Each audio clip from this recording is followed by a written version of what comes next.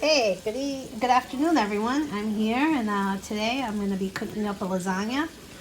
So what I did in order to cook it up was that I sauteed a little ground meat with some garlic and some olive oil in a nice frying pan. Then in my saucepan for the sauce, I added about 2 tablespoons of olive oil, about half a small onion, chopped up fine, and about 3 cloves of garlic, chopped up fine, and I added that. I sauteed that until they were translucent and nice and soft to the touch. Then I added a can of scalfani crushed tomatoes and a can of scalfani puree, tomato puree. I added that, and of course I stirred it, because what happens is that when it first starts to cook, sometimes it sticks to the bottom of the pan, and you don't want that to happen. So especially in its beginning stages, you want to stir it every so often, every couple of minutes. Then once my meat was done, cooked through, I added my meat to the sauce, and I also added some nice frozen green peas, and that's about it. Now this is going to cook for about an hour and a half, till it gets nice and cooks down and really gets flavorful. I like to eyeball it. In a little while I'm going to taste it, about an hour, see where we're at. If it needs a little more time, I'm going to cook it for a little while longer. And then I'm going to show you how I'm going to assemble the lasagna. Okay? Easy, simple weekday meals that do not take a lot of time, do not take a lot of prep. But you can definitely do. And this lasagna will probably last us a couple of days, because it's going to be a nice starter to any meals that we cook in the next couple of days. Okay, see you soon. Okay, so now the sauce is really nicely done. As you can see, it's thickened up quite a bit, has a nice color to it. Now I'm ready to assemble the lasagna. So what do I have? I have the sauce. I have a nice tray that I've washed down. I have slices of mozzarella sliced up already. I have oven ready lasagna, which is perfect. No boil. And it really does cut the prep time in half, exactly as it says on the box. I'm also going to swing by to my refrigerator. There's one ingredient that I forgot, which was the ricotta cheese. And I like to use Polly-O ricotta cheese. And I also like to use whole milk Polly-O mozzarella. Okay, those are the basics. So really quickly, I'm just going to show you how I would layer this up. So I'm going to put some nice sauce in the pan.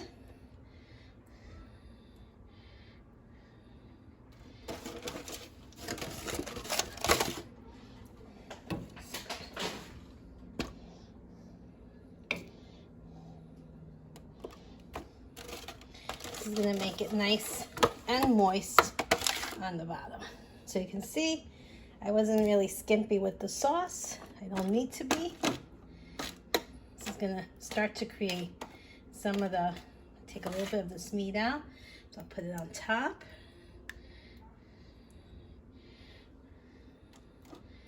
This will start to create the flavors right on the bottom. So now I'm gonna layer this as best I can.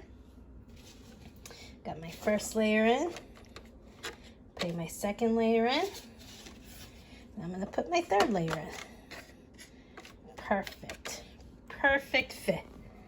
Okay, so now I'm going to put a little more tomato sauce right on top.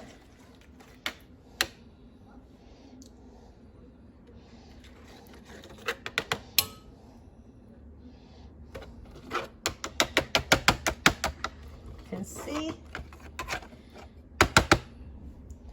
maybe just a touch more. Don't be skimpy with the sauce. No reason to be. I never am. Just make some extra sauce for on top. So now we need the good old ricotta cheese. You know, some people like to mix this up with the ricotta cheese, grated mozzarella, grated Parmesan cheese, but I really just like to do this. I like to kind of layer it out onto the pan. Again, I'm not super skimpy on this.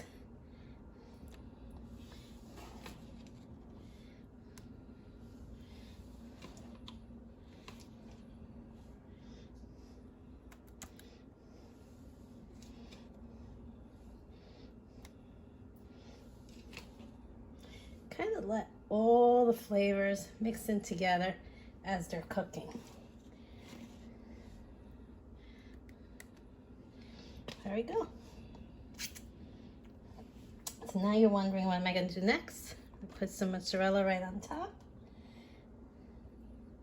I've got these nice slices here. I can even break them up a little bit if I want. I'll put them like that.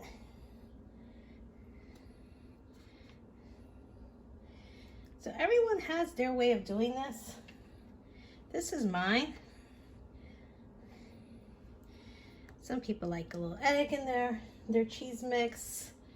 I kind of like it just like this. Now, what I'm going to do,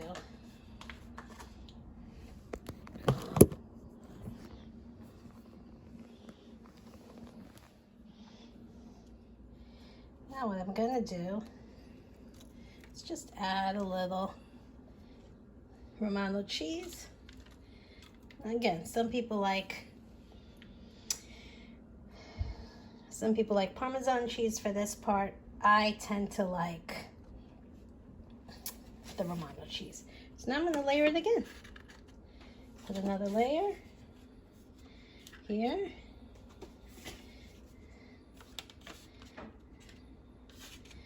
You guessed it, what I'm going to do next. I got my layers. Put another nice layer of tomato sauce.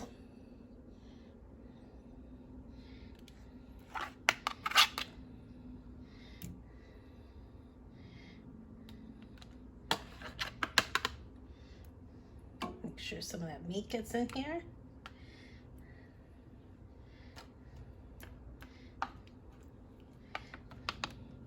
You can see I'm adding some of the meat from the sauce into the layer. Again, no reason to be skimpy. Plenty of sauce here in this pot. I made extra. I like to make extra.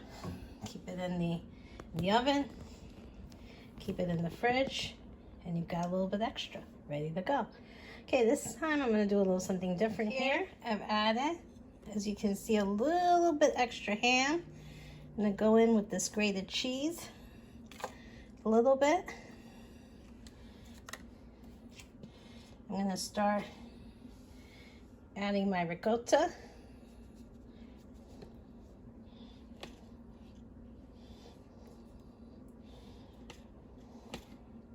Anyway, the fun part in all this is always the layering. As you can see, it's a really easy weekday meal. It's just not that complicated. Or you can make it on Sundays.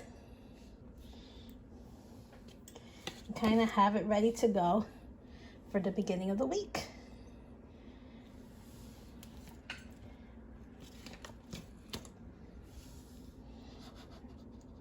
Now, if I wasn't ready to cook it up today, I could make the sauce tonight, put this in the fridge, and then tomorrow layer this up and have this ready to go. You can also, if you weren't going to cook it today, you wanted to save it, again, you could layer it up today and then have a quick meal tomorrow. But it's really with the noodles being the ones that you don't have to bake, it just cuts out one of the steps that's actually pretty time consuming, cooking the noodles and then having them cool a bit and then they're sticky. So this is actually the easier way to go about it. So again, don't be skimpy on your condiments here. I got plenty of ricotta. Now I'm going to add my mozzarella slices. They're kind of ready to go. Right here. Creates a lot of gooey goodness.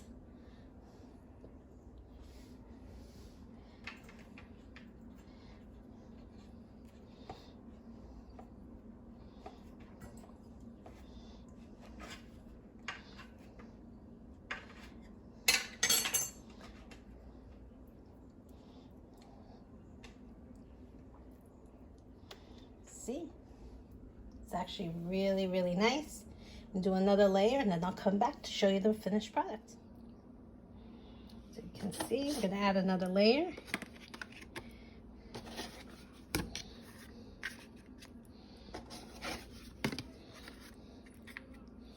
Add my sauce.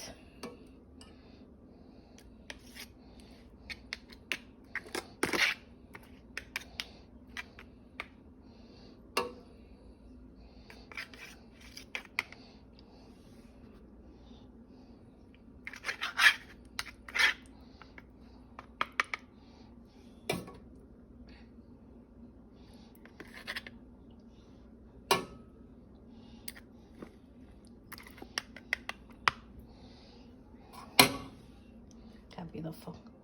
Anyway, I'm going to finish layering this up, and I'll show you at the end what it's going to look like. So here you go, the finished layers of goodness, full of goodness lasagna. I'm going to put this in the fridge now, and later tonight, because it's only 3:36, later tonight when I'm ready to cook it up, this goes into a 350-degree oven. Let it preheat nice for about half an hour, right? You eyeball it, put aluminum foil on top for at least 20 minutes. The last 10 minutes, take it off so it gets nice and gooey on top. But that's pretty much it. And I'm gonna show you the finished product tonight after I cook it up. You'll see what it looks like when it comes out of the oven. Don't be afraid to cook yummy lasagna. The other thing I wanted to mention, I know a lot of people put a lot of stuff in their sauce. I like a really nice, basic, clean tomato sauce. So if this was summer, right now I would have basil, so I'd probably have a few pieces of basil in here. But other than that, I really don't mess around with my sauce too much. A little garlic, a little olive, a little sugar. If it's a little acidic, I didn't put anything today because these tomatoes are yummy. If you want, you can always cut up a little piece of carrot and put it in. I didn't do that today. I'm not really big on a lot of salt, a lot of garlic, a lot of oregano, a lot of thyme. Unless I'm making like a pizza pie or something like that, I like to keep my sauce really clean and fresh because the basic flavors is what you want to come through. And in this lasagna, what you want to come through is the nice flavor of the beef, the nice flavor of the tomatoes, the flavor of the ricotta cheese, the flavor of the peas, and the flavor of the pasta. Okay, I'll be with you soon. Okay, so I just wanted to bring you back to the finished product. This actually baked in the oven about 45 minutes at a 350-degree oven. I kept the aluminum foil for at least half an hour. 40 minutes, then I uncovered it and cooked it the last few minutes so that the cheese got melted on top. But it smells and looks delicious. Can't wait to dig in. Good night.